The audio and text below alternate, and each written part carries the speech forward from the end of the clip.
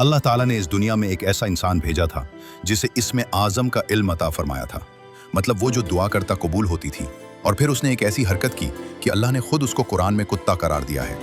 ये उस वक्त की बात है जब हज़रत मूसा अलैहिस्सलाम के ज़माने में बनी इसराइल में एक बहुत बड़ा आलिम और आबिद था जिसका नाम बलअम बाउरा था। वो दिन रात इबादत करता और लोगों को दीन सिखाता था। जब हज़रत मूसा अलैहिस्सलाम अपनी कौम के साथ मिस्र से निकलकर फ़लस्तीन की तरफ आए तो रास्ते में एक इलाके बल्का से गुजरे। वहाँ एक जालिम बादशाह बल्क हुकूमत करता था। बादशाह ने जब सुना कि मूसा की कौम बहुत ताकतवर है, समंदर उनके लिए फट गया था, तो बादशाह खौफजदा हो गया और बलम के पास आया।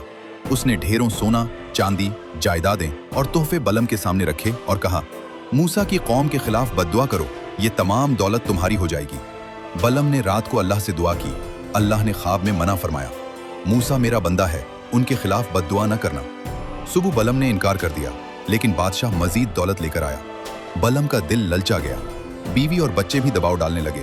बलम ने दोबारा दुआ की, लेकिन इस बार दिल में दौलत की मोहब्बत थी। अल्लाह ने आजमाइश में इजाजत दे दी।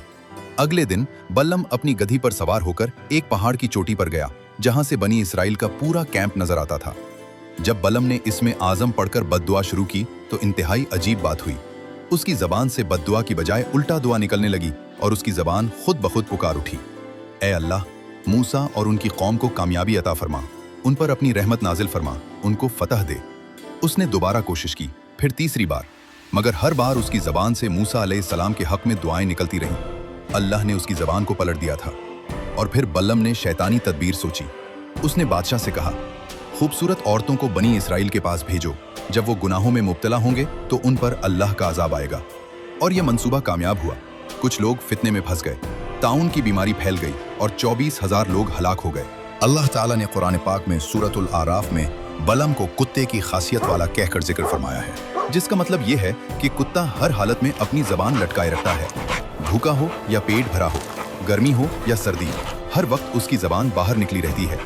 बाज़ उलमा कहते हैं कि बलम की जबान हकीकत में लटक गई थी। अल्लाह ने उसे इतनी शदीद रुसवाई दी कि उसकी जबान मुंह से बाहर निकल आई और वो कुत्ते की तरह बदसूरत नजर आने लगा। लोग उससे नफरत करने लगे थे।